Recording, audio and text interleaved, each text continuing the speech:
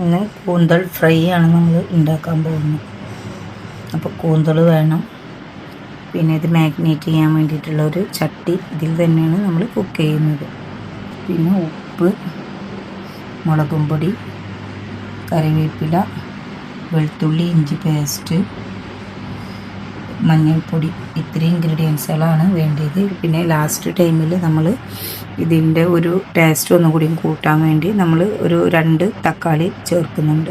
ഇതിലേക്ക് ആദ്യം വേണ്ടിയ ആവശ്യത്തിനായിട്ടുള്ള മുളകും പൊടി നമ്മൾ ആഡ് ചെയ്തിട്ട് കൊടുക്കുകയാണ്. അപ്പോൾ ഞാനിതിൽ ചെറിയ സ്പൂണായതുകൊണ്ട് ഞാനിതിലേക്ക് ഇവിടെ സ്പൈസി ഇഷ്ടമാണ് എല്ലാവർക്കും, അതിനനുസരിച്ചിട്ട് ഒരു 2 ടേബിൾ സ്പൂണാണ് ഞാൻ ഇതിലെടുത്തിരിക്കുന്നത്. പിന്നെ ആവശ്യത്തിനനുസരിച്ചിട്ടുള്ള ഉപ്പ്, പിന്നെ വേണ്ടത് കറിവേപ്പില. പിന്നെ ഞാൻ ഉപയോഗിക്കുന്നത് മഞ്ഞൾപ്പൊടി ഒരു 1/4 ടീസ്പൂണ്.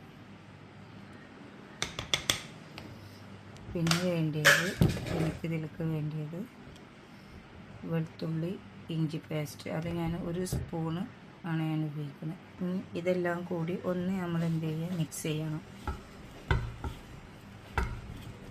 നല്ല രീതിയിൽ കൈ വെച്ചിട്ട് തന്നെ മിക്സ് ചെയ്യണം, എന്നാലാണ് അതിൻ്റെ ഒരു ടേസ്റ്റ് ഉണ്ടാവുള്ളൂ. നമ്മളിതിലേക്ക്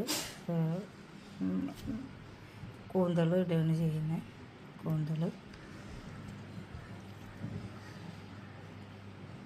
കൂന്തൽ ഇട്ടിട്ട് നന്നായിട്ട് വീണ്ടും നന്നായിട്ട് മിക്സ് ചെയ്യുക. മിക്സ് ചെയ്ത് കഴിഞ്ഞാൽ ഇങ്ങനെ ഉണ്ടാകും. ഇത് നമ്മളിനി മൂടി വെച്ചിട്ടൊന്ന് ഇതിൻ്റെ വെള്ളം വറ്റുന്നത് വരെ, ഇതിൽ ഓട്ടോമാറ്റിക്കലി ഇതിൽ നിന്ന് തന്നെ വെള്ളം വരും. അപ്പോൾ ഈ വെള്ളം നമ്മൾ ഇത് മൂടി വെച്ച് കത്തിക്കുമ്പോൾ ഇതിൽ നിന്ന് വെള്ളം വന്നിട്ട് പിന്നെ ആ വെള്ളം ഒരു 3/4% വറ്റിയെന്ന് കാണുമ്പോൾ പിന്നെയാണ് നമ്മൾ തക്കാളി വെളിച്ചെണ്ണ ആഡ് ചെയ്യുന്നത്. ഇത് അടുപ്പത്ത് വെച്ചിട്ട് ഇതൊരു 6-7 മിനിറ്റ് ഇത് മൂടി വെച്ചിട്ട് ഇങ്ങനെ കുക്ക് ചെയ്യുക. ഇപ്പോൾ നമ്മളിതിങ്ങനെ ഉണ്ടാകും, തുറന്ന് നോക്കിയാൽ കണ്ടത് ഇതിൽ ഓട്ടോമാറ്റിക്കലി നമ്മൾ തീരെ ഒരു തുള്ളി വെള്ളം പോലും നമ്മൾ ഇതിൽ വെച്ചിട്ടുണ്ടായിരുന്നില്ല. ഓട്ടോമാറ്റിക്കലി ഇതിൽ നിന്ന് വെള്ളം വന്നിരിക്കുകയാണ് ഈ കാണുന്നത്, കണ്ടില്ലേ. ഇനി നമ്മൾ ജസ്റ്റ് ഇതൊന്ന് അടിയിൽ പിടിക്കാതിരിക്കാൻ വേണ്ടിയിട്ട് ഇത് നമ്മളിങ്ങനെ ഒരു ചട്ടി ഇതുണ്ട് ഇങ്ങനെ ഇളക്കി കൊടുക്കുക. വീണ്ടും നമ്മൾ ഇതുപോലെ ഒന്ന് കുറച്ച് കൂടി ഒന്ന് കുക്കാവാൻ വേണ്ടി ചെറിയ തീയിലാണ് വെച്ചിരിക്കുന്നത്.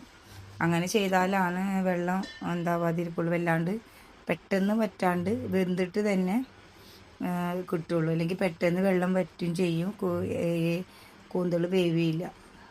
നമ്മൾ ഈ പാകമാകുമ്പോഴാണ് നമ്മളിതിൽ തക്കാളി ആഡ് ചെയ്ത് കൊടുക്കേണ്ടത്. ഇനി തക്കാളി ആഡ് ചെയ്തിട്ട് ഇതുപോലെ നമ്മൾ ഒരു തക്കാളി ഉടഞ്ഞ് ഇതിനോട് ചേരുമ്പോൾ നമ്മൾ എന്ത് ചെയ്യും, വെളിച്ചെണ്ണ ആഡ് ചെയ്ത് കൊടുക്കും. ഇനിയിപ്പോൾ നമ്മൾ തക്കാളി ആഡ് ചെയ്യാൻ പോകുന്നു.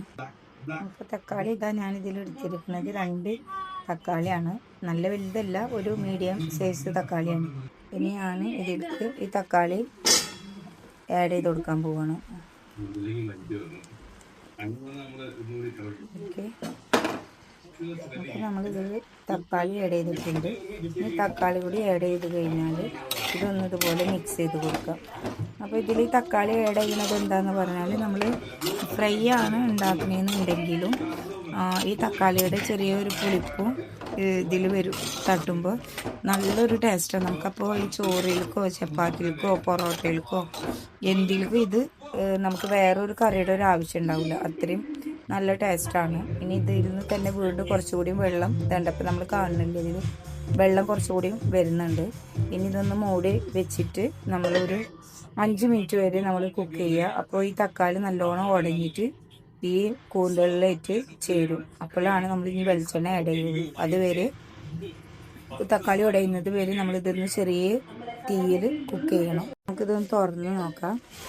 ഇതിൽ കണ്ട എത്രത്തോളം വെള്ളം വന്നിരിക്കുന്നു, കണ്ടില്ലേ. അപ്പോൾ അതുകൊണ്ടാണ് പറഞ്ഞത് ഇതിൽ നിന്ന് ഇനിയും വെള്ളം വരും. അപ്പോൾ നമ്മളിതുപോലെ ഇളക്കി കൊടുത്തിട്ട് എന്ത് ചെയ്യാം, നന്നായിട്ട് മിക്സ് ആക്കി കൊടുക്കുന്നുണ്ട്.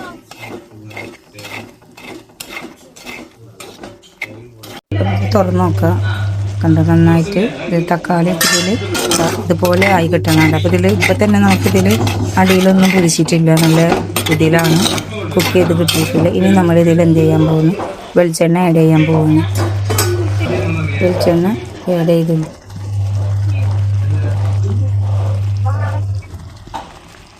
വെളിച്ചെണ്ണ ആഡ് ചെയ്തിട്ടുണ്ട്. ഇനി നമ്മളിതിനെ ഒന്ന് മിക്സ് ചെയ്യുക. ഇനി ഇതൊന്ന് മിക്സ് ചെയ്ത് വീണ്ടും നമ്മളിതിനെ കുക്ക് ചെയ്യും ചെറിയ രീതിയിൽ മൂടി വെച്ചിട്ടാണ്. അപ്പോൾ ഇതിലിപ്പോൾ ഈ റെഡ് കളർ കാണുന്ന ഈ മസാല ഒരു ബ്രൗണിഷ് ഷെയ്ഡിലേക്ക് വരണം. അപ്പോഴാണ് നമുക്കത്, പിന്നെ അല്ലെങ്കിൽ ഈ കളർ തന്നെ ആയാലും കുഴപ്പമൊന്നുമില്ല. പക്ഷെ നല്ല ഇതിലൊന്ന് കുറച്ച് നേരം കൂടി മൂടി വെച്ച് കുക്ക് ചെയ്യണം. ഇപ്പം നമുക്ക് എന്തെങ്കിലും ഉപ്പ് കുറവോ അല്ലെങ്കിൽ എരിവ് കുറവോ ഒക്കെ ഉണ്ടെങ്കിൽ നമുക്കിതിൽ ഈ സമയത്ത് നമുക്ക് ആഡ് ചെയ്യാം.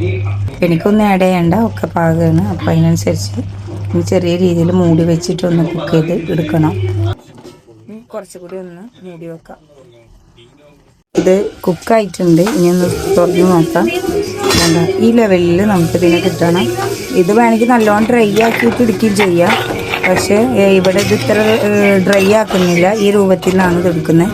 ഉണ്ടാവും എവിടെയും ഇതായിട്ടില്ല, അടിയിൽ പിടിക്കുക അങ്ങനെ ഒന്നും ചെയ്തിട്ടില്ല. നല്ല ഇതിൽ നമുക്ക് ഏത് ഇതിൽ വേണമെങ്കിൽ നമുക്ക് യൂസ് ചെയ്യാം.